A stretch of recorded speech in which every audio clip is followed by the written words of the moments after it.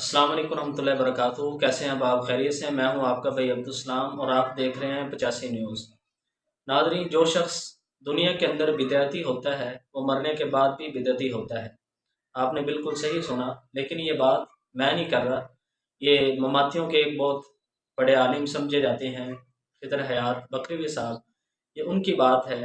انہوں نے یہ اپنے زبان سے الفاظ نکالے کہ جو شخص دنیا کے اندر بدعتی ہوتا ہے وہ مرنے کے بعد بھی بدعتی ہوتا ہے۔ اور دوسری بات فرما رہے تھے کہ جو شخص یہ پھیلا دیتے ہیں کہ جی فلاں علامہ صاحب کی قبر سے خوشبو آ رہی ہے، تو فرما رہے تھے کہ جی میں نام نہیں کسی کا لیتا، لیکن نام نہ بھی لیں تو جو ان کے مریدین ہیں، یقیناً آپ بھی سمجھ گئے ہوں گے، آپ نے پچھلے دنوں ایک بڑی خبر غم سنی، حضرت مولانا ذوالفقار احمد نقشبندی رحمہ اللہ تعالی، ان کا انتقال ہوا، اور تیسرے دن بعد ایک خبر وائرل ہوئی جو ان کے خادم خاص نے بتایا کہ حضرت کی قبر سے خوشبو آ رہی ہے۔ وہ بات ان کے خلیفہ مجاز مولانا ابراہیم نقشبندی کے پاس پہنچی، انہوں نے بھی اس بات کی تحقیق کی، تو 100% یہ بات ٹھیک ہوئی کہ حضرت کی قبر مبارک سے خوشبو محسوس ہو رہی ہے۔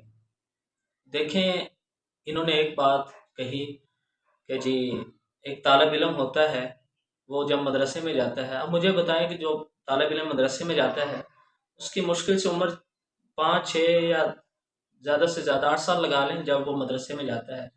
تو اب یہ علامہ صاحب فرما رہے ہیں کہ جب وہ بچہ مدرسے جاتا ہے، ان کے بھی اگر ذہن کے اندر یہ نیت ہوگی کہ میں جو پڑھ رہا ہوں یہ پڑھ کر میں آگے پڑھاؤں گا، تو میں لوگوں سے پیسے مٹھوروں گا، ڈالر مٹھوروں گا، تو بھائی جب اتنی عمر میں بچے کی عمر ہوتی ہے نا، تو اس طرح یہ ذہن اس کا کام نہیں کر رہا ہوتا جو مولوی صاحب آپ بتا رہے ہیں۔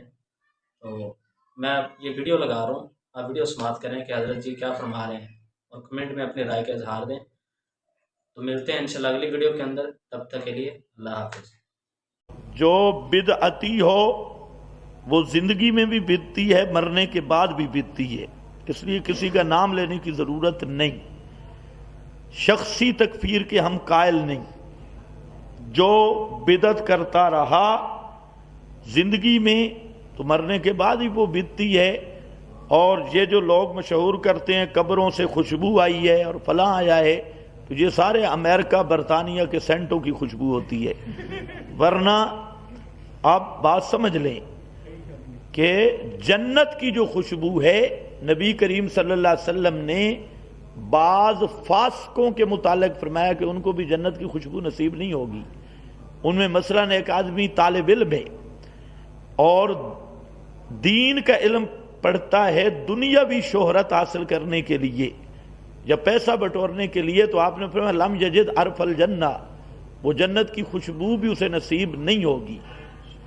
جبکہ یہ انہوں نے جو خوشبوئیں چھوڑی ہیں، کوئی لاہور سے، کوئی پشاور سے، کوئی اکوڑے سے، تو یہ وہ خوشبوئیں جن کو ہندو بھی سونگ رہا ہے، سکھ کو بھی محسوس ہوتی ہے، تو ہندو سکھ کافر کو جنت کی خوشبو یاد رکھو نصیب نہیں، بعض فاسقوں کو بھی نہیں۔ البتہ امریکہ برطانیہ کے سینٹ ان کو مومن بھی سونگ سکتا ہے، مشرک بھی سونگ سکتا ہے، تو یہ اس بات کی دلیل ہے۔ ایک نمبر 2 یہ ہے کہ جو خوارق ہوتے ہیں یہ کوئی حقانیت کی دلیل نہیں۔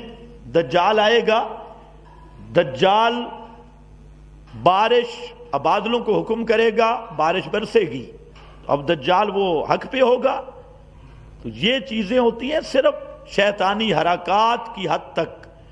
اگر کسی مشرک یا بدعتی کی قبر سے خوشبو آئے اور آپ سونگے، یا کسی مشرک اور بدعتی کی قبر میں باغ ہو اور آپ دیکھیں لیکن تھا وہ مشرک اور بدعتی، سمجھیں کہ یہ لعنتی ہے، اور یہ جو باغ نظر آ رہا ہے یہ استدراج ہے، جیسے سامری کے بچڑے کا استدراج ہے یا دجال کے ہاتھ پہ استدراج ہوگا۔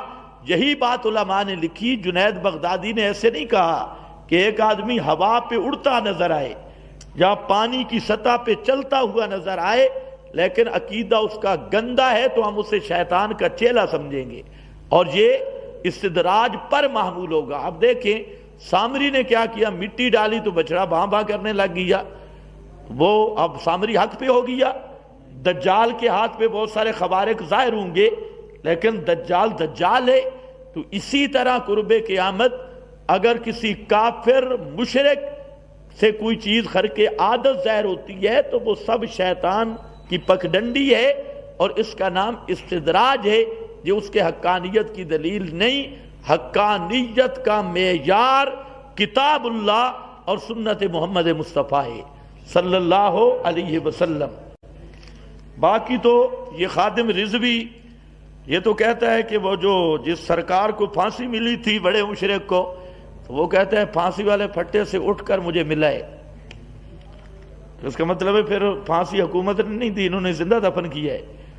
تو کہتا ہے باپ کو جوں گلے لگایا، فلاں کو طیر القادری سے پوچھو تو اس کو بھی کئی شیاطین سے ملاقات ہوتی ہے۔